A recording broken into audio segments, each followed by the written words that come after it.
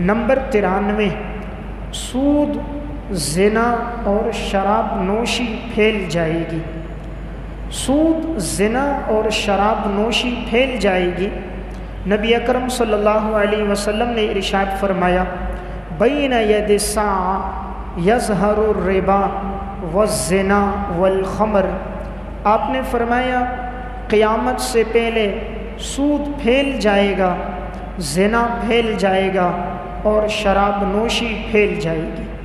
اس روایت کو امام طبرانی رحمۃ اللہ علیہ نے المعجم الاوسط میں نقل کیا، اور علامہ ہیثمی رحمۃ اللہ علیہ نے مجمع الزوائد میں نقل فرمایا، اور انہوں نے فرمایا رجالہ رجال الصحیح، اس روایت کے جو راوی ہیں وہ بالکل صحیح ہیں، یعنی یہ حدیث صحیح لذاتی ہی کے درجے کو پہنچتی ہے۔ علامہ البانی رحمۃ اللہ علیہ نے بھی سلسلۃ الاحادیث صحیحہ میں اسے نقل کیا۔ تو اس میں آپ صلی اللہ علیہ وسلم نے 3 علامتیں بیان فرمائیں۔ آپ نے فرمایا قیامت کی علامت سود پھیل جائے گا۔ آج ہم دیکھ رہے ہیں سود بھی پھیل رہا ہے۔ آپ نے فرمایا تھا کہ سود سے بچنے والے لوگ کم ہوں گے، اگر کوئی بچ بھی جائے تب بھی اس کا دھواں اس کو ضرور پہنچے گا۔ آج دیکھیں بینک بنے ہیں جن میں اکثر معاملات سود پہ ہو رہے ہیں۔ انسان قرض لینے جا رہا ہے، سود پہ لے رہا، جسے دے رہا ہے سود پہ دے رہا ہے۔ سود کے گناہ کو گناہ ہی نہیں سمجھا جا رہا، اور انسان سمجھتا ہے یہ عام گناہ کی طرح ہے، بس توبہ کر دوں گا اللہ معاف کر دے گا۔ اس میں کوئی شک تو نہیں، اللہ ہر گناہ کو معاف کرتا ہے، لیکن ہر گناہ کی نوعیت الگ الگ ہوتی ہے۔ پورے قرآن کریم میں صرف ایک گناہ ایسا ہے، الف لام میم سے لے کر والناس تک پورے قرآن میں صرف ایک گناہ ایسا ہے جس کے بارے میں اللہ رب العزت نے فرمایا کہ جو آدمی یہ گناہ کرے گا اس کے ساتھ اللہ اور اللہ کے رسول کا اعلان جنگ ہے۔ اللہ بھی اس کے ساتھ جنگ کرے گا، اللہ کا رسول بھی اس کے ساتھ جنگ کرے گا جو آدمی سود کھائے گا۔ اللہ رب العزت قرآن کریم میں فرماتے ہیں، یا ایھا الذین آمنوا اتقوا اللہ وذروا ما بقی من الربا ان کنتم مؤمنین، اے ایمان والو تم اللہ سے ڈرو اور تم چھوڑ دو سود میں جو بقیہ ماندہ ہے اگر تم لوگ ایمان والے ہو۔ فإن لم تفعلوا، اگر تم لوگ سود سے باز نہ آئے، فأذنوا بحرب من اللہ ورسولہ، تو تمہارے لیے اعلان جنگ ہے اللہ کی طرف سے اور اللہ کے رسول کی طرف سے۔ اللہ اگر کسی کے ساتھ اعلان جنگ کرے، اللہ کو کوئی شکست دے سکتا؟ خالق کائنات کو کوئی شکست دے سکتا ہے؟ زمین اور آسمان کے رب کو، زمین اور آسمان کے پیدا کرنے والے کو کوئی شکست نہیں دے سکتا۔ اور جب جنگ ہوتی ہے تو انسان دوسرے کی سب سے قیمتی چیز لیتا ہے۔ جنگ کے دوران انسان دوسرے کی جان لینا چاہتا ہے، مال لینا چاہتا ہے، یہ قیمتی چیز ہے۔ اور اللہ جب کسی سے اعلان جنگ کر دیتا ہے، مفسرین نے لکھا اللہ اس کی قیمتی چیز اس سے ایمان لے لیتا ہے۔ سب سے قیمتی چیز ایمان کی نعمت ہے، ایمان سے بڑی نعمت کوئی نعمت نہیں۔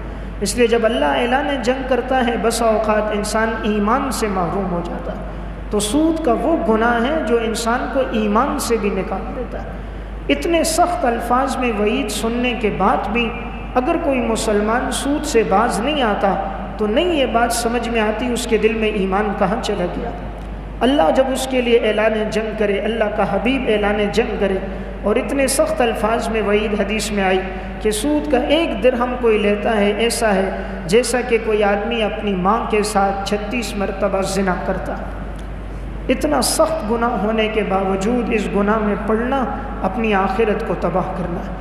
اس لیے سود کھانے والے کی اولاد عموماً فرما بردار نہیں ہوتی، سود سے پرورش پانے والے بچے فرما بردار نہیں ہوتے، وہ بیوی اچھے اخلاق والی خدمتگار نہیں ہوتی، اس مال سے جو جسم بڑھتا ہے وہ صحت مند اور تندرست نہیں ہوتا۔ آئے دن بیماریاں، مصیبتیں، تکلیفیں، پریشانیاں، چہرے پہ سیاہی چھا جاتی ہے، گھر کے اندر سے رونق ختم ہو جاتی ہے، ماں باپ اولاد کی محبتیں رخصت ہو جاتی ہیں، آئے دن بیماریاں، پریشانیاں، کبھی ایک ایکسیڈنٹ، کبھی دوسرا حادثہ، جس راستے سے وہ مال آیا تھا اسی راستے سے چلا جاتا ہے۔ اس لیے حرام کے مال میں برکت نہیں ہوتی تو یہ ایک بڑا گناہ ہے، انسان اس سے اپنے آپ کو بچائے۔ اردو کی ایک کتاب ہے ناقابل فراموش سچے واقعات، اس میں انہوں نے ایک واقعہ لکھا، کہا ایک شخص کا انتقال ہوا، انتقال کے بعد جیسے اس کو قبر میں رکھنے جا رہے تھے تو قبر ٹیڑھی ہو جاتی تھی، لاش رکھنے لگتے تو قبر ٹیڑھی ہوتی، لاش اندر جاتی نہیں تھی، بڑی مشکل کے ساتھ زبردستی انہوں نے لاش کو اندر داخل کیا اور پھر قبر زمین میں دھنس گئی۔ پتہ چلا یہ وہ آدمی تھا جو سود پہ زندگی گزارتا تھا، سود کا مال لیتا تھا، سود کا مال دیتا تھا، اللہ نے یہ عذاب دیا۔ آج سے چند سال قبل اخبارات میں بھی یہ واقعہ آیا، کوئٹہ شہر کے اندر ایک شخص تھا جو سود کا معاملہ کرتا تھا، بڑا مشہور تھا، جیسے اس کا انتقال ہوا قبر میں رکھا، ایک اژدہا نکلا اور اس کے جسم کے ساتھ چمٹ گیا، پورے کفن کے ساتھ لپٹ گیا اور اس اژدہا نے اپنا منہ اس کی پیشانی کے اوپر گاڑ دیا تھا۔ اللہ رب العزت یہ واقعات رونما کر کے انسان کو عبرت دلانا چاہتے ہیں کہ انسان اس گناہ سے اپنے آپ کو باز رکھے۔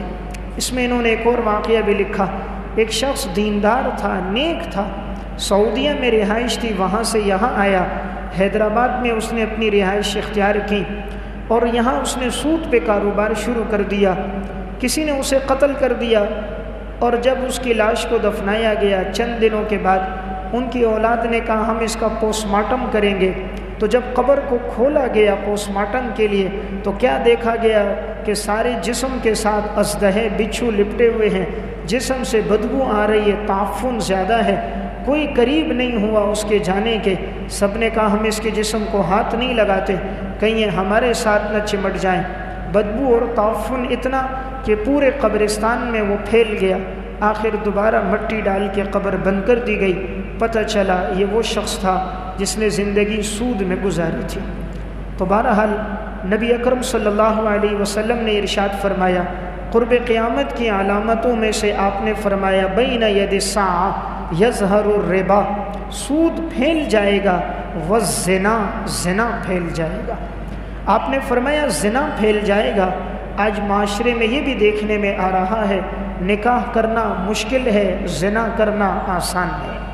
معاذ اللہ زنا کے لیے ایسی جگہیں فراہم ہو چکی ہیں کہ جہاں انہیں کہا جاتا ہے تم تحفظ کے ساتھ اس گناہ کو تم کرو، تو بے حیائی اتنی بڑھتی جا رہی ہے، آج انسان کا گھر بھی محفوظ نہیں، ماں باپ خرگوش کی نیند سوئے ہوتے ہیں اور ان کا بیٹا اور بیٹی ایسی حرکت کر کے اپنے ایمان کو بہت بڑا نقصان پہنچا دیتے ہیں۔ نبی اکرم صلی اللہ علیہ وسلم نے فرمایا لا یزنی الزانی حین یزنی وہو مؤمن ولا یشرب الشارب حین یشرب وہو مؤمن، زنا کرنے والا جب زنا کرتا ہے تو مسلمان نہیں رہتا، شراب پینے والا جب شراب پیتا ہے تو مسلمان نہیں رہتا۔ اس لیے آج کے دور میں والدین کی ذمہ داری ہے بچہ بالغ ہو فوراً ہی نکاح کر دیں، بچی بالغ ہو فوراً نکاح کر دیں، اس معاملے میں تاخیر نہ کریں۔ آپ صلی اللہ علیہ وسلم نے حضرت علی کو 3 باتوں کی نصیحت فرمائی، یا علی ثلاث لا تؤخرھا، 3 چیزوں میں تاخیر نہ کرنا، الصلاۃ اذا آنت، نماز کا وقت ہو جائے تاخیر نہ کرنا، والجنازۃ اذا حضرت، جب جنازہ حاضر ہو تاخیر نہ کرنا، والأیم اذا وجدت لها کفوا، جب کوئی غیر شادی شدہ ہو اس کا جوڑا مل جائے نکاح کرنے میں تاخیر نہ کرنا۔ اس لیے ہمارے پیغمبر کا حکم ہے، اس لیے جب بچہ بچی بالغ ہو فوراً نکاح وقت پہ ہو جائے گا تو وہ گناہ سے، معاذ اللہ زنا سے، بد نظری سے بچ جائے گا، اس کی راتیں پھر صوم و صلات میں، اس کا دن عبادت میں گزرے گا۔ خدا نہ کرے اگر نکاح میں تاخیر ہوگی، ہر انسان کے ساتھ خواہشات نفسانیہ، شیطانی وساوس ہیں، پھر انسان کی راتیں بھی تاریک ہو جائیں گی اور اس کا دن بھی اللہ کی نافرمانی میں گزرے گا۔ تیسری بات آپ نے فرمائی والخمر، شراب پینا عام ہو جائے گا، شراب نوشی عام ہو جائے گی۔ یہ بھی آج دیکھنے میں آ رہا ہے، شراب پینا بڑھتا جا رہا ہے اور اسے گناہ سمجھنا بہت کم ہے، کسی کو بتایا بھی جائے تو وہ کہتا ہے کوئی بات نہیں، اللہ غفور الرحیم ہے، اس میں کوئی شک نہیں، لیکن گناہوں کی نوعیت کا فرق ہے۔ جیسے میں نے بات عرض کی، شراب جب انسان پیتا ہے تو ایمان باقی نہیں رہتا، انسان کے ہوش و حواس کام نہیں کرتے، ماں بہن بیٹی کی تمیز نہیں رہتی، خدا نہ کرے اس حال میں موت آ جائے تو کہیں آدمی ایسے کلمات کہہ کر دنیا سے نہ چلا جائے کہ کفر پہ مر جائے۔ علامہ ابن قیم رحمۃ اللہ علیہ نے الجواب الکافی میں لکھا، ایک شخص زندگی بھر شراب پیتا تھا، موت کا وقت آیا تو وہ کہنے لگا مجھے بھی پلاؤ خود بھی پیو، مجھے بھی پلاؤ خود بھی پیو۔ یہ جملہ کہتے کہتے وہ مر گیا۔ انسان جس میں زندگی گزارتا ہے موت کے وقت وہی چیز اس کے سامنے آتی ہے۔ کما تعیشون تموتون کما تموتون تبعثون، جیسی زندگی گزارو گے ویسی موت آئے گی، اور جیسی موت آئے گی ویسا تمہیں قبروں سے اٹھایا جائے گا۔ اس لیے ایک شخص نے زندگی گزاری تھی شطرنج کھیلنے میں، موت کا وقت آیا۔ امام ذہبی نے الکبائر میں، ابن قیم نے الجواب الکافی میں لکھا، موت کے وقت اس کے قریب ساتھی کلمہ پڑھتے تھے، وہ کہتا تھا شطرنج کی گوٹیاں لاؤ، تم بھی کھیلو میں بھی کھیلتا ہوں، تم بھی کھیلو میں بھی کھیلتا ہوں۔ یہ جملہ کہتے کہتے وہ دنیا سے چلا گیا۔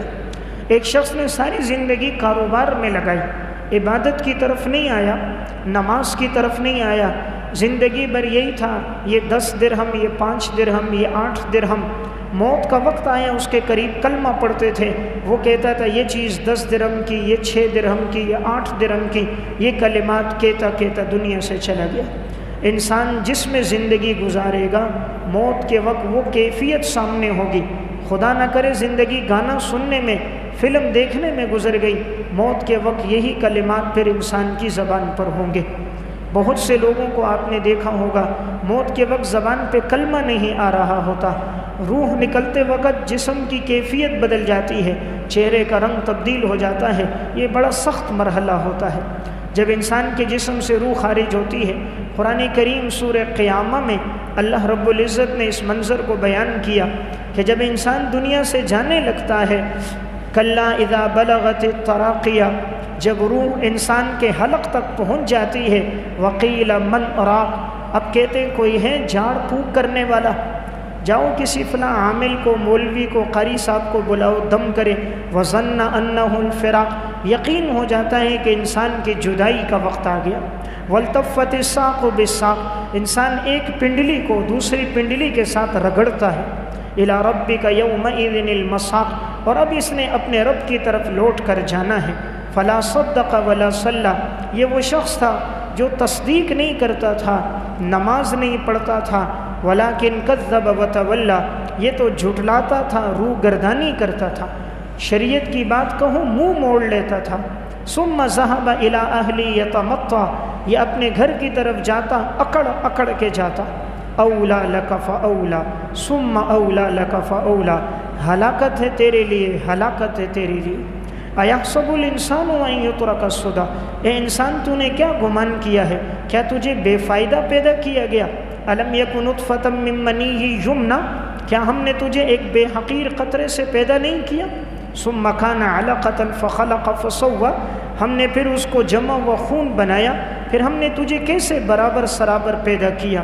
فجعل منہ الزوجین الذکر والانثی، ہم نے مرد اور عورت کو جوڑا جوڑا بنایا۔